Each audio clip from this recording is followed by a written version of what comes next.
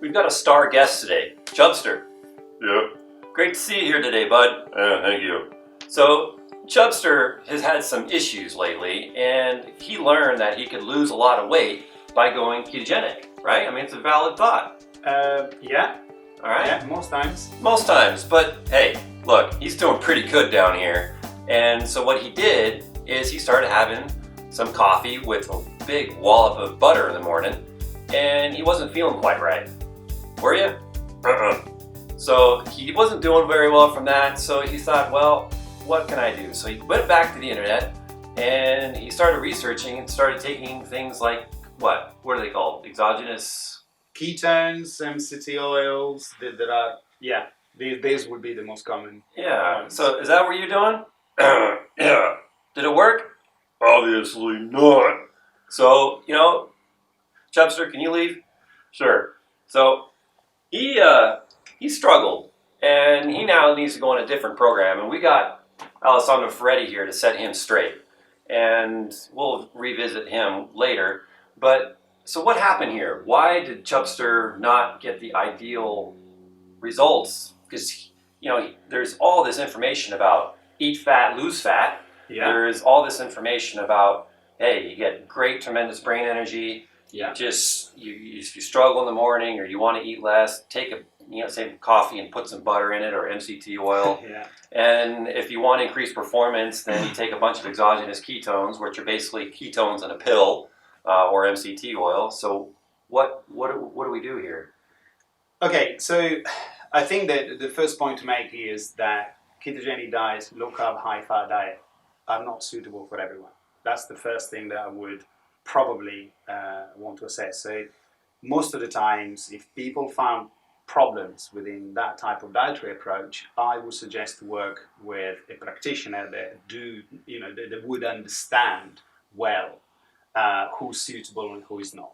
That just leaving that to a side for a second.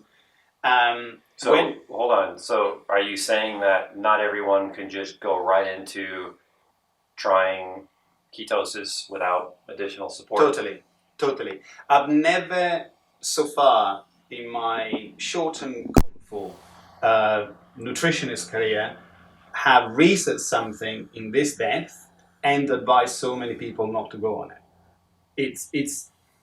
It's a very powerful tool that can be a medical tool for epilepsy, cancer, and etc., or for type 2 diabetes, for example, yet has to be used wisely. Okay, so this isn't like GAPS or paleo or No. low carb or Atkins or all these other types of diets. That is correct. So you have a low carb, higher fat, which probably the vast majority of people can feel better. Mm-hmm. Now we know that fat is not the enemy, but is perhaps the amount of sugars we have and simple carbohydrates that we have in really high amount. But yet at the same time, I would say that to make it keto, that's an extra step, and that, in my view, always requires supervision. So explain to me why the body would naturally go in ketosis. I mean, obviously, we can't get our bodies into ketosis. So what is that? Define to the listener here why the body would go in ketosis. Generally speaking, and this is still true for pretty much across the board, the body will go in ketosis to compensate for a lack of glucose available within the diet. So, in fact, the easiest way that I have found, and what me and my colleagues have found to enter ketosis, is fasting. So, if you have a lack of glucose in the diet, which comes from what? Carbohydrates mainly. Right. So, if you have a lack of carbohydrates in the diet, Mm-hmm. then your body will start to conserve that glucose for other things. Precisely. Such as what? What is highly needed for glucose in the body that can't use ketones? The main one would be some areas of the brain. Mm-hmm. So some cells in the brain will still require glucose. Mm-hmm. But even in a fasting state, the liver can manufacture glucose from every substrate we have. So Okay. obviously can get glucose from carbs, can get glucose from fat, and can get glucose from protein. Okay. So, but primarily the body will shift into ketosis when there's low amounts of glucose. Yeah. And will conserve that glucose for cells that are highly requiring it. That is correct. And you get the low amounts of glucose typically, well, naturally, from being hungry, being starved, being fasting. Yes. So there is a slight differentiation to make here, which is really important. Someone can feel hungry and someone can have a craving. With my 10-year-old, I say, okay, just says I'm hungry, and I say, okay, is it coming from here or is it coming from here? If it comes from here, most of the times is true hunger. If it comes from there, that they want something, then normally it's a craving. In fact, when we measure blood glucose level, if it comes from here, it's all nice and stable, and has been stable already for a while. That can be hours. Whereas the drop in glucose, so if someone has a very high level of glucose and it drops to still high level, but there is a drop, normally in European terms, 0.6 of a millimolar, in US terms is 10-15 milligrams per deciliter, that's the craving. And is the drop that creates that specific craving. That's a pretty key point. And you might have to rewind that to listen to that again. But Yeah. that is a really, really key point because you need to tune in to that. So if you have a craving versus a true hunger, Correct. you need to evaluate that. If you find yourself getting up frequently and going to eat something unconsciously, then at some point you need to check in before you reach for that food item again, especially Precisely. looking at what it is before you just start consuming it. I have this problem. I was studying and preparing for a conference. I found that I was eating more carbohydrate than I usually would, and it was because I was stressed out. And it basically hit me when I got up about every 5 minutes, literally. Yes. And I was eating chips or crackers or, stuff that I basically never eat. And I was going into ice cream and trying to find cookies in my kids' candy stash that my wife hides. And I finally checked in and I was like, whoa, wait a minute. I'm eating this stuff for the wrong reasons. And so then I can check my stress. But all right, so going back to keto, well, go ahead. That is the typical, sorry to interrupt, that's the typical scenario. So, generally speaking, what happens when we are stressed, the glucose becomes highly unregulated. So it keeps going up and down and up and down and up and down. And we were taught at college they will take a time and then it crashes. These fluctuation can happen with the peaks distant as little as 15 minutes. 15 minutes. And I observed that by implanting myself with a ongoing glucose monitoring system. Whereas, for example, yesterday we went for that 5-hour hike. I was fasted all throughout the hike. And when we got down, I started to relax. I started to feel the churning and the noises from my stomach, that these are truly associated with hunger. But I wanted to train my body to work in that. My head never lost lucidity. Right. That's the difference. So it's a very subtle yet very important difference. Okay. So if someone is not very active, so let's create some scenarios here. Sure. Chubster, the bear, it's my son Theo said, Dad, you've got to put Chubster in the video today. So, hey, he was in the video. But Chubster, he is a great example because Chubster, well, he's lazy. And we'll reframe that.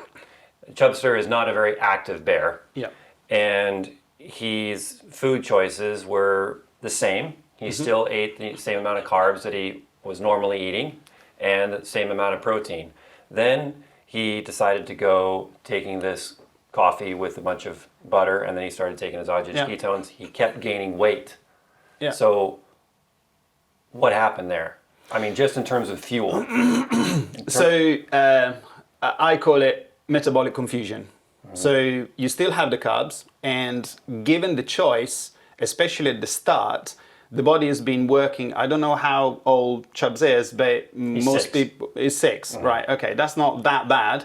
But imagine people for 2-3 decades have been functioning on glucose all the time, not really have ever been in a situation when there is a lack of food. So the body is really accustomed to use glucose as the main source of fuel. That's what the body preferentially would go, because this is what the body is used to. Okay, so his body is still burning the glucose from the carbs that he's ingesting. Precisely. So what's happening to all the MCT oil and the exogenous ketones that he's eating? If and when these will be converted into ketones, which they surely may do, then you have two different sources of fuel to basically enter the mitochondria. So you would have a confusion on what the body has to use. And that, without going too technical, that creates a metabolic confusion. There is an overabundance of acyl coenzyme A, and with this will start to affect the TCA cycle and the electron transport chain in a negative manner.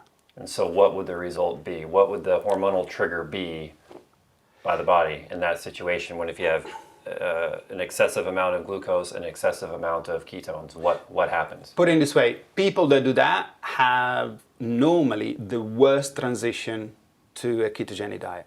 So what we call in slang keto flu. So when people are making that transition, and it's really interesting because exogenous aids can be really helpful, but they have to be used in a correct manner. Yeah, and we'll put that scenario here in a second. So they normally literally confusion, poor clarity in thinking, low energy, dysregulation of energy throughout the day is constant, the gastroenteric symptoms as well. So you have an awful lot of things that can potentially go wrong. Well, in weight gain, Chubster was experiencing weight gain. Absolutely. But he was supposedly following a ketogenic diet. Correct. But he wasn't following a ketogenic diet. He was following a high-fat, high-carb diet, which is not ketogenic. And one thing you need to be aware of when you're reading the literature and the research, you will find papers stating that a high-fat diet is dangerous. But what is that paper failing to mention very clearly? That you taught me this. It's impressive because one, these people, let's assume the study has been done properly, they have failed to reduce the carb to a point where, so there was a study that said high-fat diet are, and et cetera, et cetera, et cetera. Bad. But the carbs were still 55% of the total caloric intake. Right, it was like an intentional bash. Yeah, I mean... Or just stupid. Or just not... Yeah, no, let's assume it was a mistake that they didn't know. He's lived in Britain too long. He's so polite. So that mistake is I definitely would agree with the study, because yet they should call the study higher fat without changing the carbs too much. That is how I would name that specific diet. Right. Yeah. So whereas if we look at a better design type of studies, then this is when we start to actually see the benefits of it. Okay. And the process of adaptation, which people call keto flu, it's a natural process of adaptation. Which can happen to people following the ketogenic diet appropriately. Correct. I mean, Correct. You potentially can get the keto flu even if you're following it to the dime, your carbs are low, Yep. and you're doing everything right. So we'll hit Absolutely. that. Yeah, so what I'm really concerned about though, I mean, Chubster gained a lot of weight, and I think that he is on his way to become diabetic. So what happens to insulin?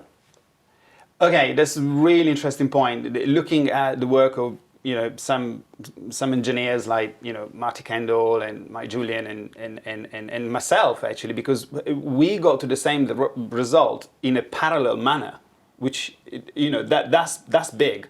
Because we didn't even know each other, and we started to think, right, okay, well these things are going parallel. And what was interesting is that they were coming from a diabetic background.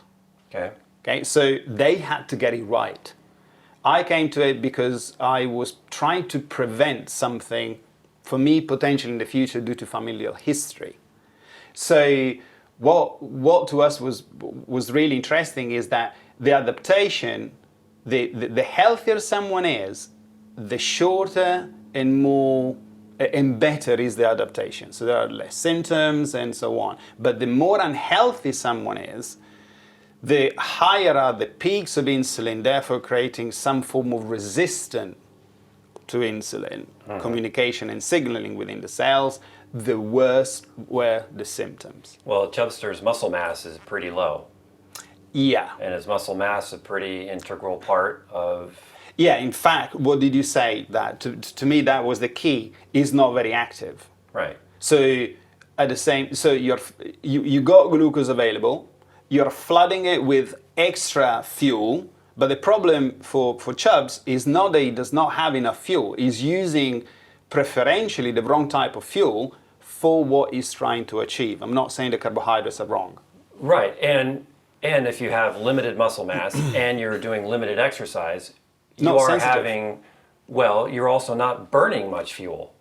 Correct. So if you're, I mean, it's simple as how much fuel are you putting into the system? Yeah. What type of fuel are you putting into the system? Yeah. And how are you burning that fuel? And Precisely. are you burning that fuel? Precisely. And Precisely. if you're putting in a ton of fuel and you're not burning it from exercise or doing even highly intensive cognitive work like research and problem solving is burning a lot of glucose or ketones. Yeah. And so that is metabolic, more metabolically active you are, the more fuel you're going to burn. Yeah. And so Chubbs just sits around, plays video games, and eats. So he's gaining weight and he's not burning fuel. And we don't want to measure his cardiovascular profile right now. No, and I think he's going to fail that oral glucose tolerance test. Yeah, precisely. There are all sorts of different shapes and patterns. Now, the hour mark postprandial is also really important for cardiovascular prevention, whereas the 2 hours mark is being considered obviously for diabetes. Well, to me, I want to see the curve from 1 hour to 2 hours. I want to see, ideally, we measure glucose, but ideally we want to measure insulin. Right. So, okay, so we're starting to see higher insulin levels in Chubster, and he's on his way to become diabetic, type 2. Yeah. And so let's change it. I mean, he's motivated, he's committed. So now he's listened, he's going to lower his carb intake. Yep. Right? Yep. So, and his fuel intake is going to drop. So let's just think that. His fuel intake is going to drop, his activity level is going to go up. Yep. Okay? He's not looking to be optimal. He's not some elite athlete. He doesn't have that vision or desire. He just wants to be more fit and look good and feel good. So what do we do here now? So his carbohydrate fuel is going to drop. His ketogenic fuel, how does he balance that? So the first thing I would do, I would start to introduce different eating patterns. Yeah. So that will be probably some of the most. So we want to make sure that the fuel is used, the demand is heightened, and we are not flooding it. Right. So the easiest way for me will be to do some form of time-restricted feeding, intermittent fasting. So you have alternative days. So you have 1 day of full fast, and these are all things to do gradually. Yeah, and an easy way to fast is basically to stop eating earlier at night and start eating later in the morning, right? Precisely. Different timings will actually suit different people. Most of the people find that by lengthening the fast overnight or anticipating it is much more bearable than perhaps skipping lunch. Right. So give an example. Use a time. So use time. So if I stop eating dinner at, I'm done eating by 6 o'clock. Yep. And Chubster he eats with us, and he says, "All right, I'm going to stop eating at 6 o'clock at night too." Yep. And then the next morning he wakes up at 7 o'clock, Yep. rearing to go. He's not that hungry. He's cognitively, chumming Yep. along. He's doing okay. Should he have breakfast? I mean, everybody says start your morning with a solid breakfast. Yeah, definitely. Yet lengthening that 2 to 3 hours, if you can push it, then he's going to be in that 18 hours fasted state and then consume the vast majority of the food within that 6-hour window. So about 9 o'clock in the morning, if you can 9 to stand 10 it. o'clock. And this is also, the other thing that for me is very important, please feed the body when the body is awake. Right. So my assumption is maybe Chubbs may not be that great with his cortisol and glucocorticoid and stress response and so on. So I always ask myself a question, is the person feeling awake? It doesn't matter so much about what the time, but if someone is completely shattered, then do I want to have a large meal? No, because I measured between myself and patients that when someone is not functioning very well and they have a large meal, glucose goes all over the shop. It can stay elevated for hours. I mean hours, not the 1 or the 2, 3, 4, 5, and so on. So you're saying if someone isn't really, they're kind of brain fogged. Yeah. Give me a concrete example of that. So someone wakes up but doesn't feel awake. Got it. Everyone across the board always understands that question. In fact, when I ask people, how long does it take for you to feel awake from the time that you wake up? Right. Bang! I always get some really, really good insight on that. So if someone feels alert within about 5-10 minutes, that's good. That's brilliant. Half an hour is okay. We just want to see when that cortisol is going to kick in. And if the cortisol is produced or is actually going down to endogenous cortisone. There is a lovely test called Dutch test. That gives a lot of information. It's done through spectrometry. The people behind that seems to me to have the heart in the right place. I've used it myself, and I'm doing some testing with myself and patients, and it's been brilliant tool to understand where someone metabolically is at. And I mapped the glucose as well at the same time, including also HRV. It's really, really interesting. Okay, cool. So you're also saying be careful with how much you eat. Yeah. How much you eat. So portion size, I would imagine.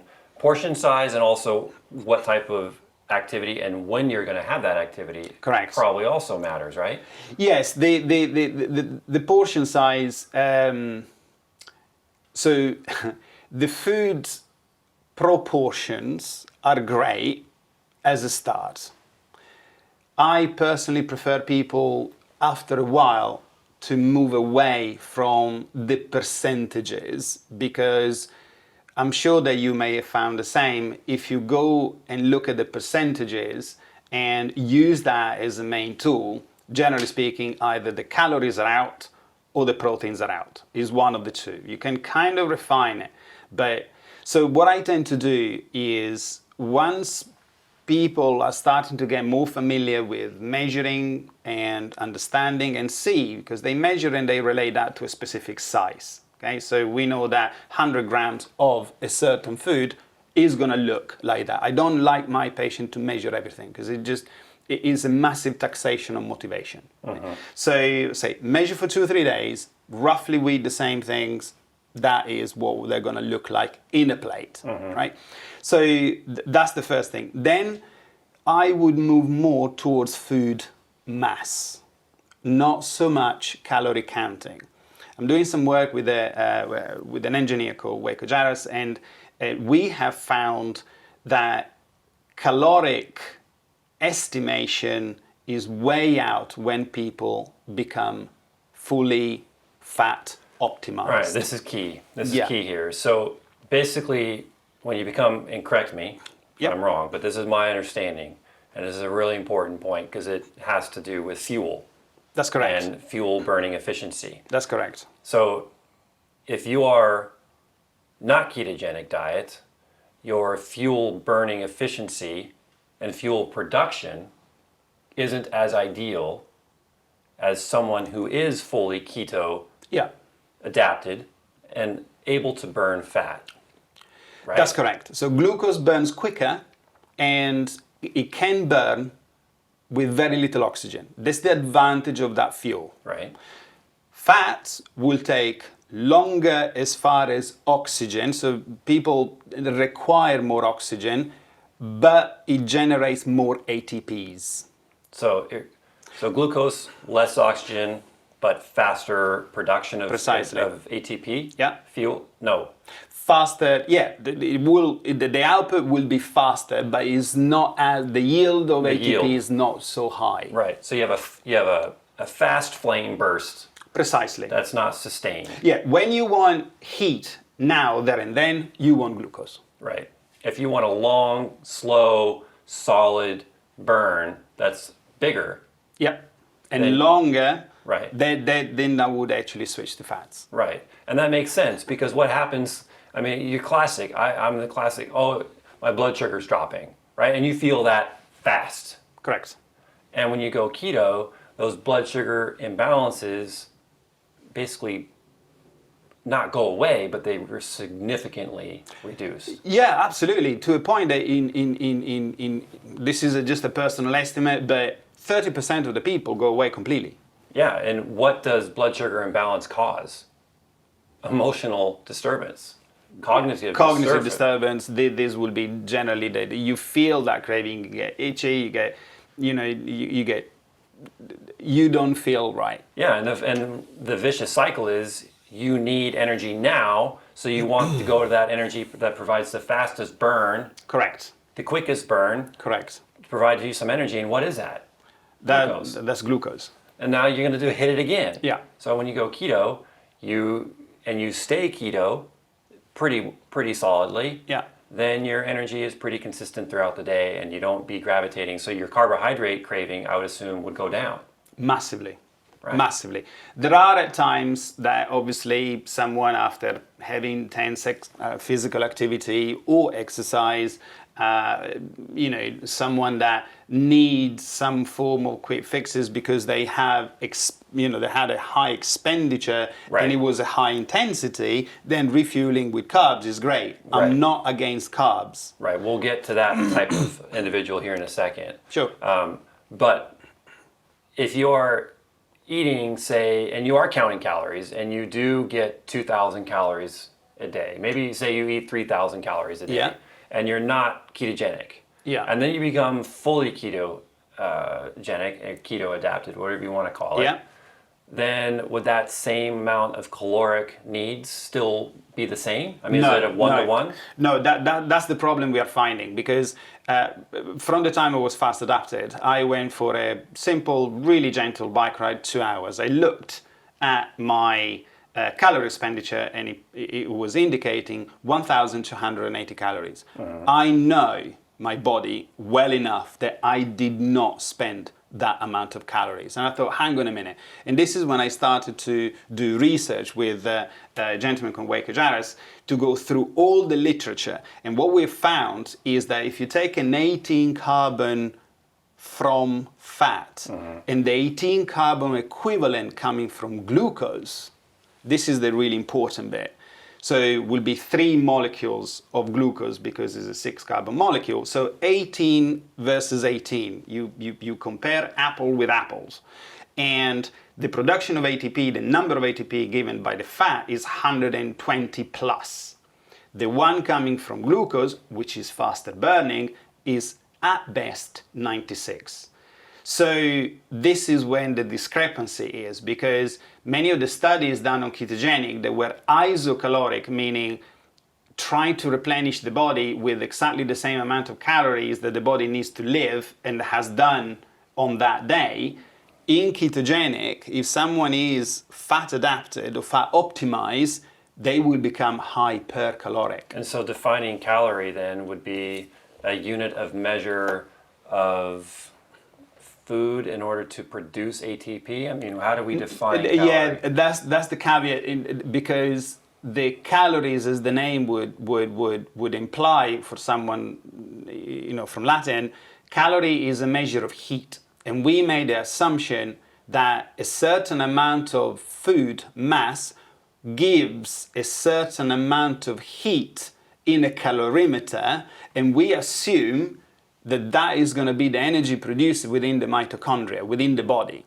Now, within the mitochondria, you produce heat, thermogenesis, and ATP, power, ergogenesis, and then you produce a bunch of free oxidating radicals.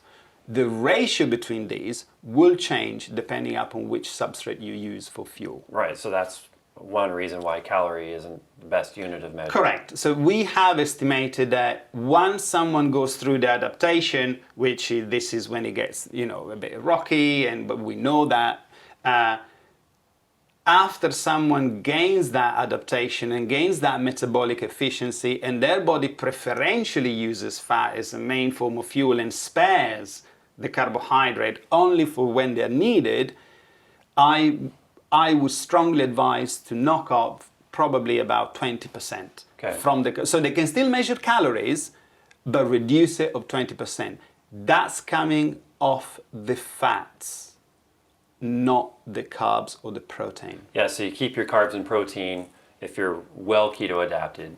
If you're fully ketogenic and you're measuring properly, not just urine, right? You got to measure blood too, I would imagine. Yeah, blood and breath. Breath is a good one. Right, yeah, using ketonics is pretty Ketonics, good. Yeah. I have no affiliations with any of these companies. I bought my kits, all of them, and I can speak very freely. Blood ketones gives you a reserve.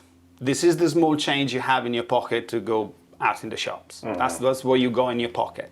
Hence, using exogenous ketones, is it really what we are looking for? Not sure.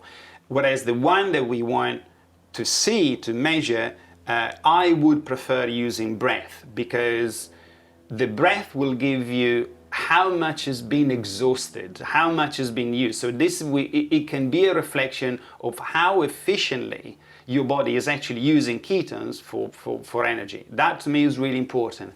And we can then start to play with the ratio of those. Mm-hmm. So if I'm starting training, an intense training session, then I want to measure my blood ketones, because I want to start with a good level of ketones in my blood. Whereas if I'm relaxed and just if I'm relaxing and lounging around, my blood ketones, as long as my body is fat adapted and using fat, my demand is very low. Do I really need high level of ketones? Right. No, I don't, except for someone that has to have that level of ketones, who's cancer, sick. Epilepsy, there are diseases that, we want that. In this case, what I've said is not, it doesn't apply. And this is really important. Okay, so someone has these diseases, one, they have to be definitely working with a practitioner. Two, I would then apply the high beta hydroxybutyrate blood ketones measurement. Okay, key point. And so now let's talk about the last type of individual for this discussion. So the next person is fully keto adapted. Yeah. They're like yourself. You're double black belt karate. You like to cycle. You like to hike. You like to lift weights. Yeah. You do a lot of active things. Yeah. Immensely active. Yeah. Yeah. So if you said earlier that when you're ketogenic and keto adapted, you have to pretty much keep your carbs and your protein kind of set in stone for the most part. Yeah. You kind of learn what those amounts are for you. Yeah. It does vary for the individual. Yeah, massively. But then you vary how much fat you intake. That's correct. That's where the movement comes in, right? That's correct. So your carbs, your protein are pretty consistent all the time. If you're relaxed and you're on holiday or you're flying back, if you're flying to a conference, you're not going to expend very much energy. Yeah. So your fat intake now drops a bit, right? That's correct. Now let's say you've got, you're going to go lift weights followed by an hour and a half moderate run. Yeah. What do you do? You would want to make up for that demand, unless once again you are trying to reduce body fat. You want to reduce the adiposity. Right. That's the variable. Point. All right. Yeah. Let's cut that variable. Chubster. Yeah. Chubster is now compliant. Yeah. He's doing pretty well. Yeah. His HbA1c is fine. He's good. He passed oral glucose tolerance test. Right. Pretty good. He's been there for months then. Yeah. His fasting glucose is spot on. Yeah. And now he's dedicated to work harder now. Yeah. And so he is the type. I kind of lost my train of thought. What was the differentiation factor? The differentiation is if they need to reduce the adiposity. Yes, and he does, right? Yeah. Yeah, so his numbers are looking good. Yeah. But he wants to lose 15 kilo. Brilliant. Okay, so in that case, we know to keep the carb between 20 and 40 roughly grams. Some people can get away with more, some people can get away with less. If then we keep the protein nice and solid, so perhaps 1.6, 1.8 grams per ideal weight, people can just look at different charts. We will put that into the chart will be below. In their resources. There are different ways to people. There are different charts. I tend to use an average. Okay, so then I refine it to the individual. Sometimes it's 2, sometimes it's 2.2.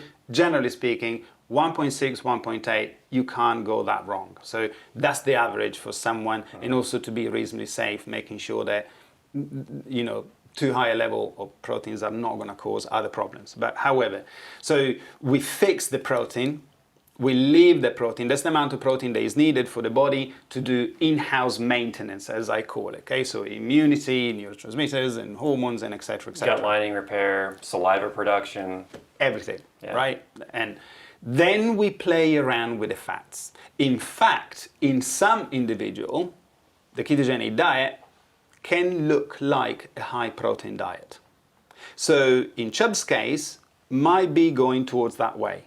Because his carb intake is low, his fat intake is low, and his protein intake is moderate. But it looks high compared to the actual other two substrates. That's right. And the reason for that is because Chubster has a big fat reserve, and that's where the beauty of ketosis comes in, and the ketogenic, because it will take his own fat and pull it out and burn it as fuel.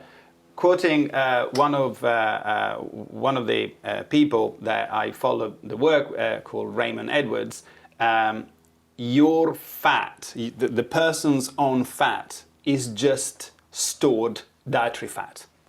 It's stored fuel. Yeah, but most people say, oh, this is dietary fat and this is internal fat. There isn't a difference. Metabolically, you want to access that, and you have to consider that you ate that, you made that, you formed that. Mm-hmm. That to me has to be accounted into the equation. It's really hard. That's probably what went wrong with Chubs, because he added the stuff. He had two fuels that were jamming the actual energy production system, and he didn't also drop the total mass of the food for the body to start to invite the fat that is stored out for energy. So he's already jammed with two different fuels, dietary. Why would he want to get a third one from the stores? It makes no logical sense. He wouldn't. In fact, it didn't. It didn't. And this is when cholesterol, triglyceride, this is when things become very dangerous. And elevated. Yeah. And a statin in this case is probably I've seen all sorts. Right. I've seen all sorts. Going from people that, oh yes, bulletproof coffee here, MCT there. I'm not saying the bulletproof is wrong. All I'm saying is people need to understand to start adding dollops to drinks and MCT oils by the spoon is not always a wise choice, in the sense that they have to take other things into account. So if they follow something and they follow well, brilliant. But sometimes I find it can be a bit dangerous. Fat is not the enemy. We got that. High sugar pretty much always is, unless you burn it through exercise and physical activity. Yet we need to be really careful when following that, because if they merge the two, then fat becomes highly inflammatory. Right. But due to not the fat, but what happens to the fat and how the body metabolizes from the fat, coming from a glucose behavior. Let's call it. All right. So to wrap it up, we've had Chubster just kind of follow trends, and it went wrong because he wanted to do it the easy way. He wanted to just go ketogenic and improve his health and hack it by continuing his same high carb diet. Yeah. And medium mild protein. Yeah. And just take a big whack of fat, as you say. Yep. And he got a big whack of fat. and he didn't burn it. But not for energy. Right, but not for energy. He just got to store more. Yeah. So, sorry, Chubs. But now he's became aware of that because it went wrong. And it takes time to become aware of it going wrong. So if you think you're doing it right, but yet you're not feeling right, the feeling right is your warning shot. Precisely. So, because it takes time to accumulate weight. So if you don't feel right doing what you're doing now or what your patient is doing, then you need to reevaluate and find an expert who knows what they are doing. And stop doing it yourself. Stop taking exogenous ketones potentially. That's not an across-the-board recommendation because everyone varies, especially if you're cancer or epileptic. Exactly. I mean, use these aids wisely. So if someone is exercising, someone wants to make the transition easier, brilliant, lovely. Even exogenous ketones can be used very efficiently. But advertise that for fat loss without taking, measures to optimize that in my view is wrong. So use these aids for exercise performance, certain type of diseases, making sure that people would know what to do, adjust the calories, adjust the food mass, let's say. These are wise ways to use these aids, including exogenous ketones and MCT oils. But I've seen so many times people don't use it, like Chubs, for example. Right, and so just think of it very simply. Ketosis is a natural path in the human body to protect you against starvation. And it will start burning fat slowly as you need to and conserve glucose because you're not consuming it. Now, if you are following a ketogenic diet because you want to lose weight or you want to feel better or you want the health benefits from it, then you need to make sure that your carbs are locked in pretty much as you found for yourself. Your protein is locked in for yourself, and you will find your range because everyone's different. And then you will play with the amount of fat as substrate that you need dependent upon your fuel as your energy expenditure. So, and if you are consuming more fat prior to a workout, maybe you don't want to eat a bunch of fat prior to a workout, then that's when possibly MCT oil or other exogenous ketones can come into play because it's a small capsule versus a big, like say 6 pieces of bacon or a big chunk of fat. Yes, and also will be much more efficient. And then, I sometimes use exogenous ketones prior training. If I know it's going to be a hard session, if you're going to battle, but make sure that you got the right weapons. So this is when things become really, really optimized. And when the conversion is good, you put in the exogenous ketones and bang, you got high breath reading within half an hour. That's what you want. But when you have reached optimization level. That's right. And we got to wrap this up, but other things you need to look for and you got to make sure your sodium intake is optimal. If you find that your urination is increased and you're drinking a lot of water to compensate for that. My minimum daily is 5 grams of salt. Say that again. 5 grams of salt is my minimum. And I know that yesterday we did this hike, fasted. I took a half a teaspoon, I put in my bottle. On the way down, I feeling really good, stood up and I felt, I think my blood pressure dropped. Nothing major, drank the rest. That was carbless, MCT-less, and it was no calories, no food in that. It was just electrolyte. And this happens over and over and over. This has been happening for a year between me and patient. Most of the times, we don't have salt enough. And this is due to the insulin effect on the kidneys by releasing too much sodium. So it's the opposite with carbs. That's a really, really important point. Sodium and electrolytes are vital. So look, if you're taking electrolyte, you have to read the label and look at the sodium-potassium ratio. And if potassium ratio is high, then just simply add more potassium. Sodium. Look at the label. If the potassium ratio is higher than the sodium ratio, add more salt. Add more sodium. Now, another key point is watch the liver. As you consume more fat, your bile flow can start getting stagnated. You can either get diarrhea from that, or you can get constipation, or you can get just a general heaviness in your liver. So watch your liver enzymes. And fiber, microbiome. You've got it. You don't count fiber as against your carbohydrate, I personally don't. I know there are 2 schools of thought, one that does and one that doesn't. To me, I look at the net carbs. Fermentation, if the gut flora is good, and there are many ketogenic diets that have been really badly designed and don't support microbiome, Right. that to me is not a great way, because sooner or later is going to create problems. So for me, fiber, leaving to aside that, a good healthy microbiome, when you feed them fiber, what does it do? Short chain fatty acid, Right. butyric acid, and there are some of these that are not great, like propionic acid, that competes in the brain with other substrate. But by using a very good variety of high fiber, low carb vegetable, this is how I get my carbs and my patients, clients' carbs in.